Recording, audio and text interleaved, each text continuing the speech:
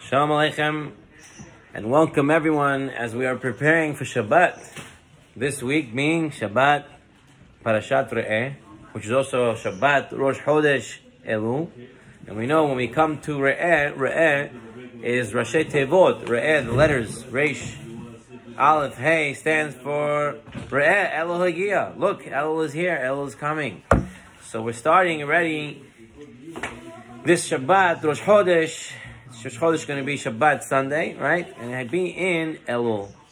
So, by Hasidei Chabad, they say, the Rebbe would always say, you have to live with the times. You have to live with the time that you're in. What do you mean by this? It means you have to live with the Parsha. That means every Parsha comes at a specific time, a specific week. That means that week's Parsha has stuff in there specifically that you need for your life during that Zman, that Kufa. So Elul is not Stamazoy that Parshat Re'eh is the Parsha that we start with El, but rather the Parshat Re'eh has so many lessons for us to learn that tell us how to get through in Elul. We started off the Parsha, it says, Re'eh Anochi, this is Moshe Rabbeinu talking, Moshe Rabbeinu says, Re'eh Anochi noten lefnechem hayom, I'm putting in front of you today, beracha uklala. I'm putting in front of you a blessing and a curse. Moshe Rabbeinu says, Re'eh Anochi. The Midrash Tanchuma says a very interesting lashon, as is quoted in the Dat Zekenim in Balei Tosfot. Listen what he says over here. What does Moshe say? Re'eh, look at me. Re'eh Anochi noten lefnechem hayom. I'm putting in front of you today blessing and curse. Moshe Rabbeinu says as follows: Re'eh Anochi. He says to the Jewish people, look at me. Re'eh Anochi. Look at me. What is he saying? Shebaharti batova. I chose the tov. I chose the good. Ulefikach ani meshuneh mikol. Shene'emar Moshe lo yada ki kara or panav. Moshe Rabbeinu says, choose good because look at me. I chose good and look who I became. I became meshuneh, the best from everyone in the whole world.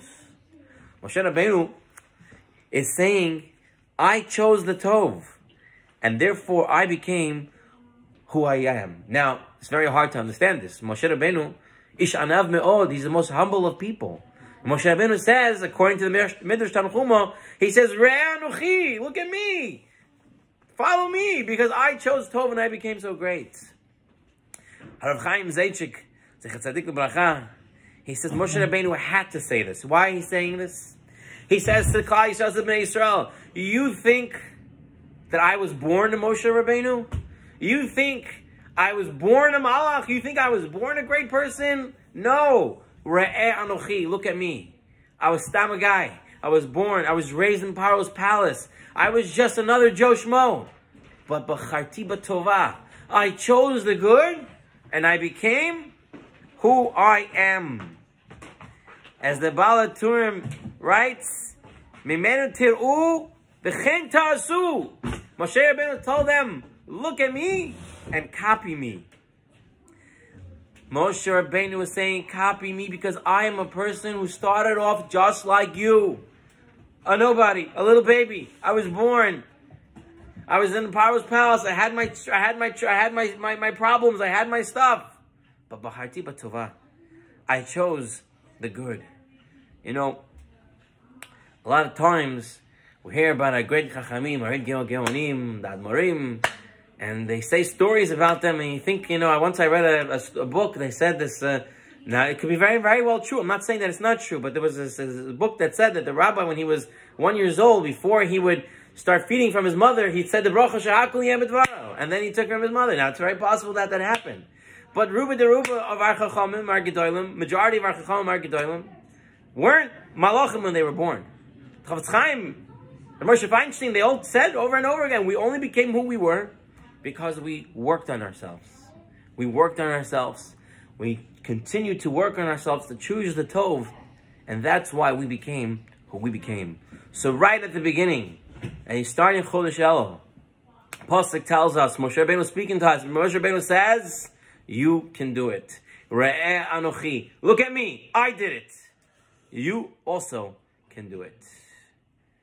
The Chatam Sofer And many Mefarshim notice that the pasuk is a little bit, in its tense-wise, first tense, first person, third person, it's a little confusing. It says, Re'eh, Anochi, Noten Lifnechem. So it goes from Re'eh to Lifnechem. It goes to one person, look. Not you should look, but look. And then it goes, Lifnechem, all of you.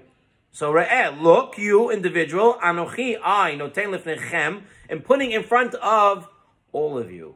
So you went from a first person to, from a singular, Lashon Yachid to Lashon Rabim. Individual to a plural. What happened here? Singular tense to a plural tense. There are many takes on this. Many Mefarshim have different ways of looking at it. But I want to share with you from the Hatam Sofer. The Hatam Sofer, he says, you know why Moshe Rabbeinu specifically chose Re'eh, you look, and then said in front of all of you in Lashon Rabim? Because he says, because one person's action has an effect on the rest of the world. Moshe Rabbeinu was saying, what you do matters. What you do not just matters for you, but it matters for the whole world. Hatam Sofer said, look at the Gemara Kedushin. The Gemara Kedushin says that every person should live their life, and they should think that they're half full of mitzvot and half full of averot. And the next thing that they do would make all the difference.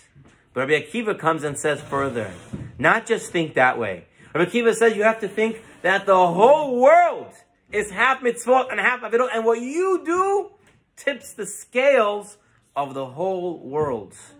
This is the way the Hatam Sofer looks at this pasuk. He says, Re'eh, you look. But don't just look at you, because what you do makes a difference for the entire world. Re'eh, look, lifnechem, in front of all of you. What you do makes a difference in the entire world.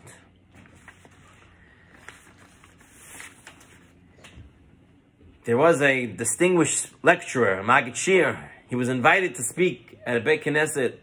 And I told him after Aravit, everyone's going to stay and they want to listen to him. He comes that night as a schedule. He comes there. And after Aravit, the whole shul packs out. Two guys are left. The Shamash and the Gabbai. That's it. Everyone else packed out. So the Shamash looks over and says, listen, usually everyone stays. I don't know what happened. I don't know what's going on today. We're very sorry. Maybe we'll reschedule. He says, reschedule? There's two people here. I'm going to give a shir. So he sat those two people down, and he started with all his kohot, all his strength, screaming, yelling, and he gave the shir like as if it was a packed shul. So after the speech, the Shamash and the Gabbai said, listen, you didn't have to be so loud. He said to them, let me ask you, when an ambulance goes to save one person, does it turn on its sirens and lights? It does. So here, I'm talking to one person, talking to two people. I'm turning on the sirens and the lights. One person matters. Here in the Peninim on the Torah, Rav Sheinbaum Shlita, he says that it happened to him. He was living in during the 1970s. He was living in Phoenix, Arizona, and during that time, it did not have the Jewish community that it has today in the 1970s. And he says he advertised a class in philosophy of Judaism, and he put it in the Jewish Community Center. And he even says there's going to be refreshments, and he bought everything. He set everything up. He comes to the shir. At 8 o'clock, it's scheduled. Nobody's there. At 8:30, 8:45, no one's there. Nobody, not even one person came. He said, you know what? I'm going to pack it up. Packed up everything that he brought. He started closing everything up. And he's walking to the parking lot. He's going to his car. And he's going to his car. A young man, a 19-year-old, no kippah, no nothing, comes over to him and says, is there a Torah class going on here, a Jewish class? He says, there was. He said, oh man, I really wanted to hear what they have to say. He said, you know what? Come with me. He walked back with him into the Jewish center, put out the refreshments again, and started to teach this guy. He says he found out that this guy was on drugs and that he was involved in many different wrong things, but he wanted to change his life. And that one night, he said, over the years, he found out that one night class led this man to become a Baal Tshuva. Today he's in Eretz Yisrael, and he has 3 son-in-laws in Kolel, all because I stayed around and didn't leave 5 minutes later. Rav Sheinbaum says, I stayed around, I stayed 45 minutes I waited, nobody came. And then he came, I said, okay, let's go back. He says, one person, because you, one person, can make the difference to many more people. When I was reading these stories this week, I remembered reading recently in the biography of the Rishon LeZion, Rav Mordechai Eliyahu, Tzadik Lebracha. Rav Mordechai Eliyahu, who was once, in 1984, he was, his Gaboim scheduled that they were going to have 3 shiurim in one night. And it was going to vary, with the Rabbanut, they advertised it everywhere. They were going to have one in Netivot, one in Sderot, and one in Ofakim. And they scheduled everything, and they had signs and advertisements. And they come to the first shiur that's supposed to be in Netivot. They come to the Olam, the hall where they're supposed to do it, and the hall is closed, locked. They're trying to figure out, maybe there's another entrance and that. And as they're walking around the building, they see a huge sign that says the event was canceled. And the Gaboim start, who's doing this? Who's doing this? And Mordechai will tell everybody, calm down, it's okay, it's Min HaShamayim. Let's go to the next one. They go to the next event, which was supposed to be in Sderot. They come to Sderot, and they see the hall is closed, locks, huge locks on the door, and a big sign that says, event canceled. Nobody's there. Now, the Gaboim say to Rav Mordechai Eliyahu, they say, listen, it looks like someone did something, some miscommunication, or maybe it was done on purpose, who knows. But we're not even going to the next one. Let's just go back home. Mordechai Eliyahu said, no, listen, our job is to go, give the shir. If it's locked, but we have to go. He says they travel to Ofakim, they get there, and they see again a locked and empty hall. But this hall, there was a security guard in the front. And they told him, what happened? Why is everything canceled? He said, I don't know, today people came to put up a big sign that it's canceled, and that's it. And as they're there talking to the security guard, a woman runs up to the stairs. And she says, did I miss the lecture? They said, no, the lecture didn't even start yet. So they talked to the security guard, and he opened the door. So this one woman sat down, and Mordechai Eliyahu started giving the shiur. The security guard was so interested to see one rabbi speaking to the one woman in the whole room. And he is giving a loud shiur. So he came and he sat down also. Many years later, it was told to Mordechai Eliyahu that this man, that this security guard, he was so awed of what happened there. Mordechai Eliyahu, who was the Rishon LeZion at the time, came and gave a shiur to one person. He said there must have been real truth in there, that he even sat to give it to one person and didn't just disappear. And because of that, this person was Hozer B'Tshuva. He came back to the fold. Because Rabotai, Moshe Rabbeinu was telling us, Beferish in this pasuk, he says, Re'eh, one person, Slifnechem, it's in front of all of you. Because what one person does can affect everyone, all of Klal Yisrael. Let's move on to another lesson from this week's parasha. It says, and this is a very interesting, right in the next pasuk. It says, I'm putting in front of you bracha u'kala. Now the next pasuk comes in. Et ha-beracha, the bracha, the blessing, asher tishme'u el mitzvot Adonai Elohechem, asher anochi mitzaveh etchem hayom. The bracha is asher tishme'u, that you listen to the mitzvot. The Mefarshim asked a question on this pasuk.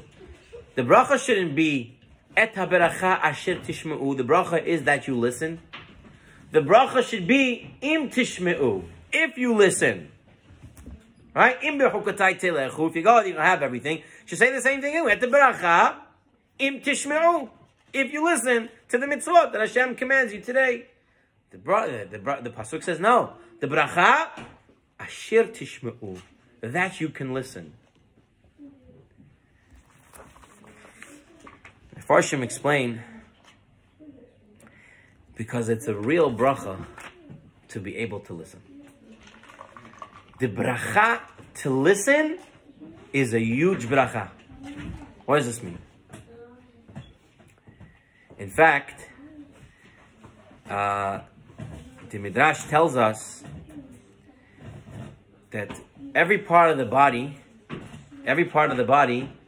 reflects certain mitzvot. If you do an avirah, you affect that certain part of the body. You have to fix that mitzvah for that part of the body. But the Midrash says, based on Psukim, that there's one part of the body that can change everything. What is it? The Midrash says, it's the ears. If you can listen correctly, then you can fix the whole body. Asher tishme'u means that a person, the bracha is to be able to listen. How do you understand this? People talk. All right, once I went to it was in Queens, and I think Emet made a program for couples, and it was about communication, about how to speak. I think it was Rabbi Frank, if I'm not mistaken. And he said something very true, but until that day I didn't think about it. He said when most people speak, and you're listening to them, most people are not really listening to what you're saying, but rather are trying to come up with what to say to you. Like, you're not really listening. Like, you're not listening fully. You're listening in order to answer.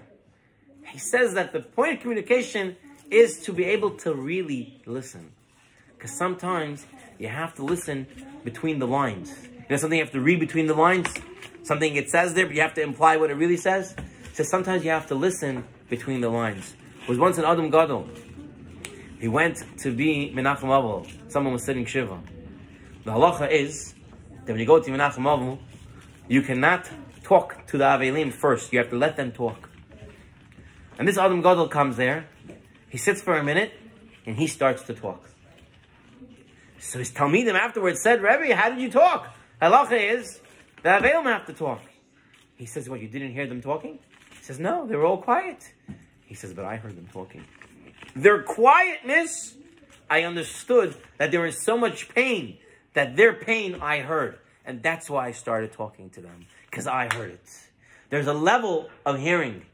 Everyone knows the famous Maisa, the famous story with Rav Chaim Brisk. It was Erev Pesach. A person comes to Rav Chaim Brisk and says to Rav Chaim, I have a shayla, I have a question. Can I use milk for the 4 cups of wine?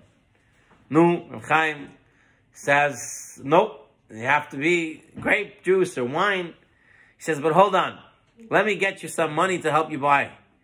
And he brings out, let's say wine will cost, let's say just for an example, $100 to get enough wine for the Seder for him and his family.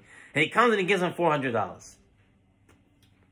So after seeing this, the wife, after the man leaves, the wife comes over to Rav Chaim Brisk and says to him, everything comes and says, why'd you give him $400? He just didn't have wine, $100. He said, you didn't hear the question. He asked if I can have milk at the Seder. If he has milk at the Seder, that means he doesn't have meat for the Seder to eat. He doesn't have chicken to eat. Because otherwise, how does he do the last 2 kosot on milk? So I gave him money not just for the wine. I gave him money for the meat as well. You have to be able to hear more than what is being told. I think this also has to do with the Pirkei Avot says, Emor me'at ve'aseh harbeh. What does it mean? Speak a little and do more. Because if you hear the person more, you're able to do more. But if you're going to be talking the whole time, you don't know what he really needs. You have to be able to listen more to be able to do more. They say this amazing story with the Rav Yeshaya Bardaki. Yeshaya Bardaki, one Erev Shabbat, a poor man comes to his door and tells the rabbi, I don't have any bread for Shabbat. But Rav Shai didn't have anything either. He didn't want to send away empty-handed. So Rav Shai gave the man a small silver candlestick. And he said, go sell this. The man thanked the Rav and he left. A few weeks went by. And he came back again. And Rav Shai said, I don't have anything, but take my second candlestick. And now Rav Shai has no candlesticks. And again, a few weeks later, this man came back. He said he has no money. Rav Shai has no money, but he wants to help him. So Rav Shai says, you know what? He takes the shtreimel off his head. And he says to him, take my shtreimel, go sell it. This is all that I have left. The man standing at the door, who already took his 2 candlesticks over the past couple of weeks, takes the shtreimel and slaps the Rav in the face. And he walks out. And the Rav doesn't do anything. All the Talmidim look at the Rav, and they say to the Rav, how you didn't say anything? This guy is mamash, he's a chutzpan. He's mechutzev. So the Rav said as follows: if a Jew can act this way, that means he has a very big pain. He has so much pain that he's acting this way, and I heard his pain. And that's why I didn't react. It's a whole different way of listening. You know, towards the end of this week's Parsha, it says, Ki patoach tiftach et yadecha lo, dei machzaro asher yechsar lo. When you get tzedakah, you have to open your hands. And the Gaon says you have to open your hands. Why lashon of hands? He says, as every finger is a different size, that's the same way if you get tzedakah. To every person, you have to give a different type of tzedakah, depending on what he needs. As it says, dei machzaro asher yechsar lo, what's missing to him. Rav Pam would say, some people think they don't have to do tzedakah l'chesed. By the way, this morning was, or yesterday, Chaf Ches of was the yard site of Rav Pam. So tonight's the night right after the yard site. 21 years since Rav Pam was nifter. And Rav Pam would say, some people think they don't have to do chesed. They're not the chesed person. They don't have money for chesed, so other people do it. Rav Pam says that the truth is, chesed could be done with your ears alone. Just listen to someone. The Gemara says, in Masechet Yomah, based on the pasuk in Mishlei, when there's worry in a man's heart, he should suppress it. If a person has worry, da'aga, he should try to put it down. The Gemara explains it in two ways. One, if you have a da'aga, you have a worry, just try to get it out of your body. Try not to think about it. And then the Gemara says another pshat, that if you have a da'aga, you have a worry, share it with someone you love. Because if you share it with a good person, they're going to start to calm you down. And not only they calm you down, sometimes just sharing something with someone already makes it easier. Letting go of a burden. The person has it all to himself. It's hard to keep it. Once he shares it, it gets easier. Rav Pam would say that his mother, Rebbetzin Rachel Leah Pam, when they were living in Lithuania, there was a woman who lived in the town. Her name was Rivka de Meshugana. She had a mental health issue. Back in the day, there weren't doctors that could deal with this, and there weren't medications, and there were no fancy names for people's problems. She was known as Rivka de Meshugana. And she had nervous breakdowns, and, people were scared of her. But Rivka had one place that she can go to and felt safe. To Rebbetzin Pam, Rav Pam's mother. Rav Pam says he remembers that when Rivka used to come to their house, him and his siblings would go run and hide under the bed. They were scared of her. She was really a very unpredictable person. But Rav Pam said she would come to the house, and while my mother was working in the kitchen, she would be talking to my mother, and my mother would listen to her. And after about an hour or so, she would calm down and leave until she had to come back for her next therapy session. He said, you see from here, that all you need sometimes to do is just to be there to listen. Just listen. People just need to listen to other people. Rav Pam also recalled a short story, a short Russian story that he read as a child. It was a tale about a poor wagon driver whose young son had tragically died of pneumonia. The wagon driver was brokenhearted at his son's death. But because he was so poor, he had to go to work right away. And a group of rich men hired him to take him to another city. And as he was traveling with them, he began mumbling under his breath, "Oi, my son, he was such a good boy. It was just a little cough. And then he was bleeding blood. Oh, he was a good boy." And the rich man, getting the ride from him, said, "Hey, we want to enjoy our ride, no crying." He tried to keep quiet. And a few minutes later again, he started to cry. And they started to scream at him again. You talk about your son. We're not going to pay you." And he's keeping quiet. Finally, he gets them to where they want to go. And they went into an inn to eat something. And now he's by his horses. And he looks at his horses and he starts talking to his horses. And he's telling his horses how his son died and this and that. And his horses are eating the hay and listening to him and listening to him. And finally, he found a sympathetic ear to listen to all his problems. His horse. Because unfortunately, people are too busy. Unfortunately, people don't want to listen. Today, Baruch Hashem, we have so much technology. Phones, Zoom, Teams, Skype, I don't know, WhatsApp, video call. There's so many ways to talk to someone, see someone, spend time with them. And yet, we're so busy, we don't have time to give a lending ear to someone to help them out. In life, there's a lot of troubles, and there's a lot of worries, and there's a lot of problems. But the biggest problem is to feel all alone, Rav Pam says.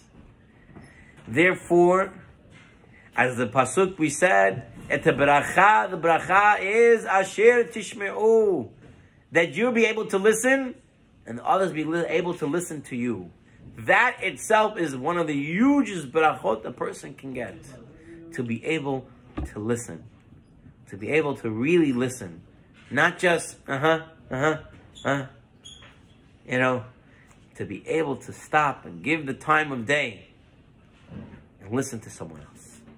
And if we know, Mida Keneged Mida, Hashem treats us.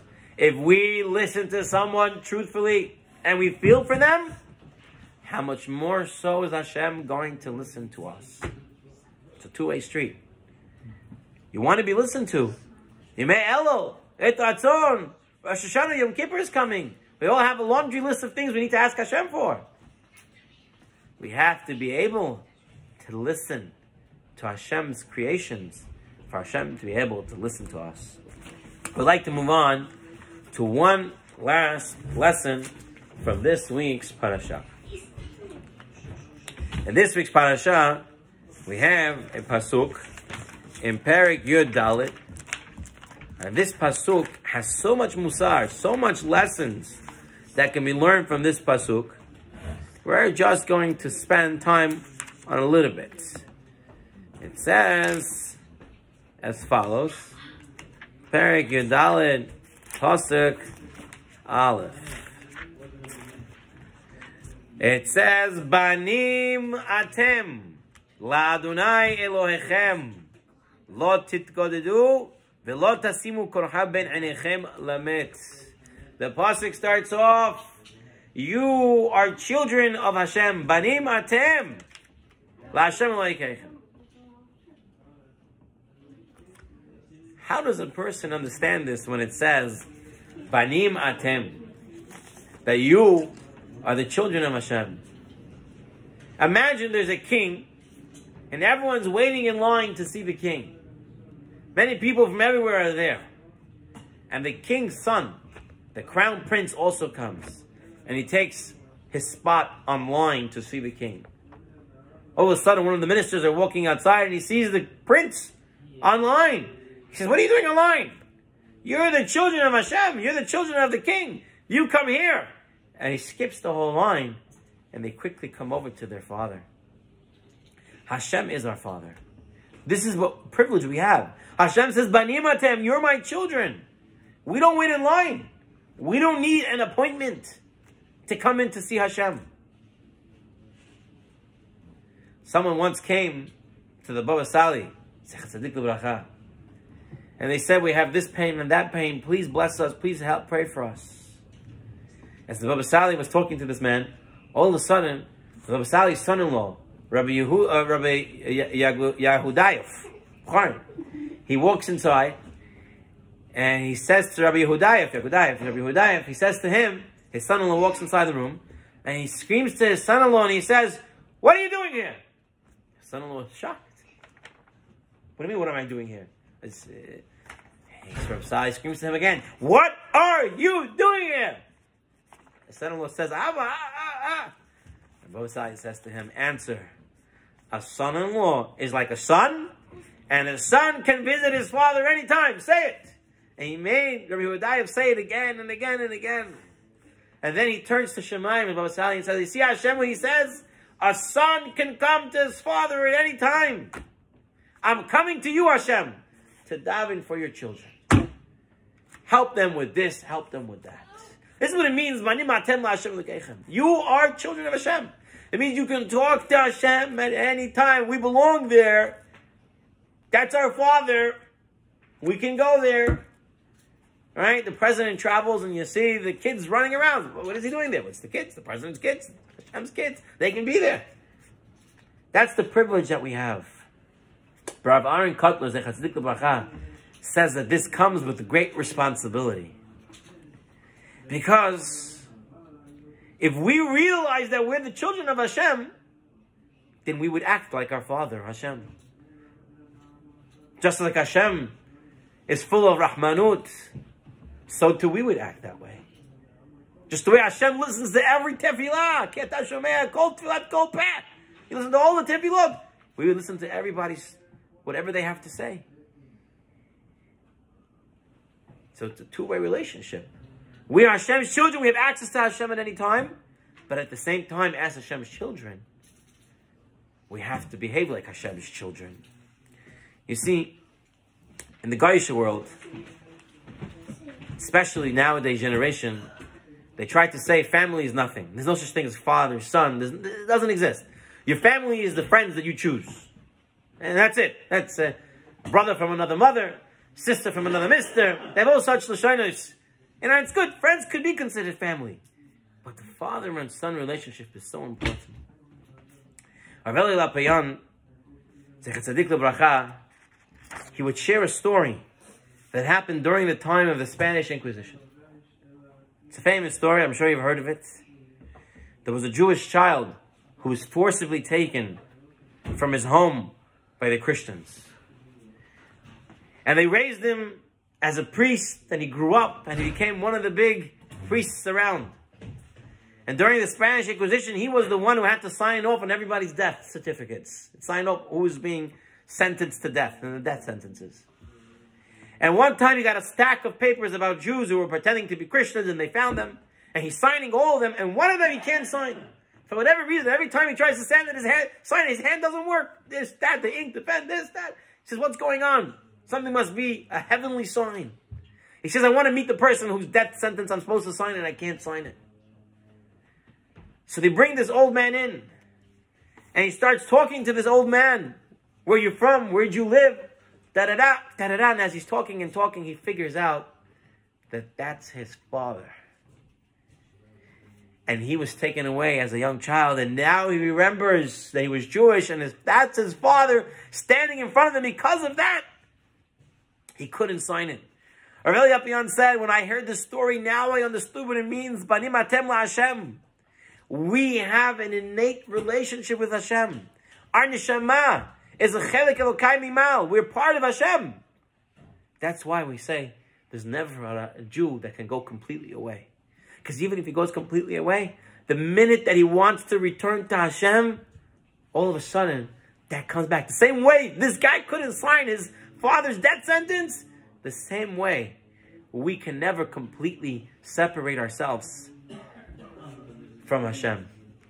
Once, during the times of Sadia Gaon, there was a big, rich man. And he was doing business. And he went with his servant to do business.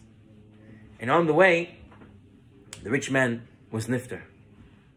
And this Eved, the servant, decided that he wanted to inherit all the money. So he pretended that he was his son. He told everybody, I'm his son. And now everybody gave him all the money. And everything belonged to him, the banks, everyone.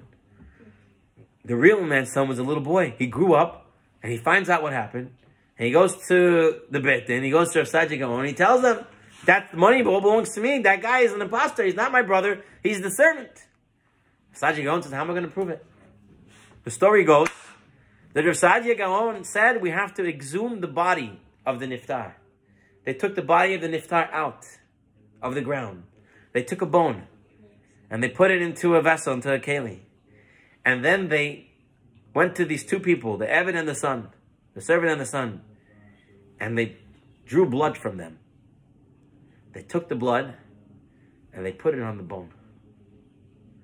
the son's blood went inside the bone. And the servant's blood just fell right off. And Rav Gaon said, you see, it's the connection to the son, to the father. That's the son and that's the servant. But that's what it is, Rabotai. We are so into Hashem. We're infused with Hashem. We actually have a chelik Elokaimi Mal. We have a portion of Hashem in us. We are connected to Hashem. That's what it means, Banim Atem La Hashem. There is no separation between us and Hashem. We can come to Hashem at any time. And as such, we have to act as members of Hashem. And this, Rabotai, leads us to how to have bitachon, how to have faith in Hashem. I share this story almost every year in Chanukah time, but I think it fits in perfectly at this time as well. There was a acrobatist. There was a guy who did tightrope. His real name was Jean-Francois Gaboulet, a French man, but he was doing all his stunts here in America, so he changed his name to a nice American name, and he made his name Charles Blondin. And Charles Blondin, you can Google him, he was a famous guy, and his shtick was, he took a tightrope, 1,300 feet long, and he put it over the Niagara River, between the America and the Canadian side. And he tight-roped, and he walked back and forth. And his shtick was, he didn't just walk back and forth. In middle, he would cook an omelet. In middle, he would juggle. He would do all sorts of things. And people were watching back and forth.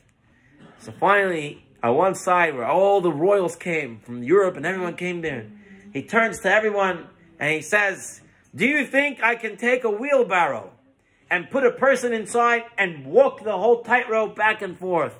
And everyone says, yes, yes, you can do it for sure. They're cheering. And then he says, who volunteers? And nobody raises their hand.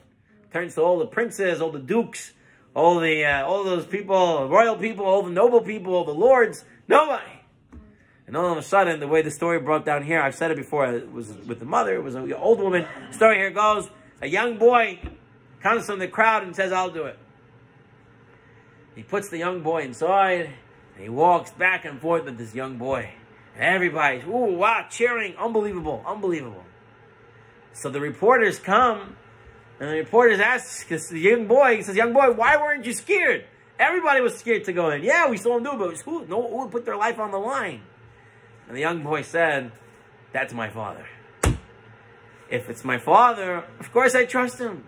This is what it also means, Banim Atem. It means, Banim Atem Hashem, we trust Hashem that no matter what happens, how tightrope it goes, we're falling, we're wobbling, whatever it is, we know that we are children of Hashem. And as such, Hashem is always holding us tight. Hashem is always putting us on the right way. He's putting us on the derech that we're supposed to be. And we're able to have that emunah. And so now I think we have a little better of idea what it means to be Banim Atem Hashem Elokeichem. With this, I'd like to review quickly the 3 lessons that we learned. We learned, number 1, the lesson of Re'eh. Moshe Rabbeinu says, you can do it, I did it, you can do it. Re'eh Anochi, look at me. And then the second part of that lesson was that what you do matters to the whole world as well. Our second lesson that we learned was the power of listening. It's better to listen, and to listen with 2 ears, and to not try to answer, but to actually try to listen. And how much that helps people. And when we listen well, Hashem listens well to us as well. And the third lesson we learned how important our connection as father and son is to Hashem, and what it means to be a Banim Atem. That we have access to Hashem at all time, the responsibility to act like Hashem's student, Hashem's children, and at the same time, to have full trust in Hashem because we are His children and He is our Father. And with this, I want to wish everybody a Shabbat Shalom. I want to wish everybody Chodesh Tov. It should be Chodesh Elul. That Hashem, we Sfaradim already start Selichot. It's important for us to keep our minhagim strong. It means to come to Selichot. And to do it, our Chachamim didn't stop do it for 40 days, just like that. There's an Indian in the 40 days. Even by the Ashkenazim, they have a minhag to blow shofar. We don't have a minhag to blow shofar all 40 days. If we do blow shofar, we blow it during the Selichot, during the Vayavors, there is a lot of power in Chodesh Elul. Be'ezus Hashem on Shabbat here in Birkat Eliyahu, we will continue on this topic of Elul and Parshat Re'eh. Shabbat Shalom Lekulam, Chodesh Tov.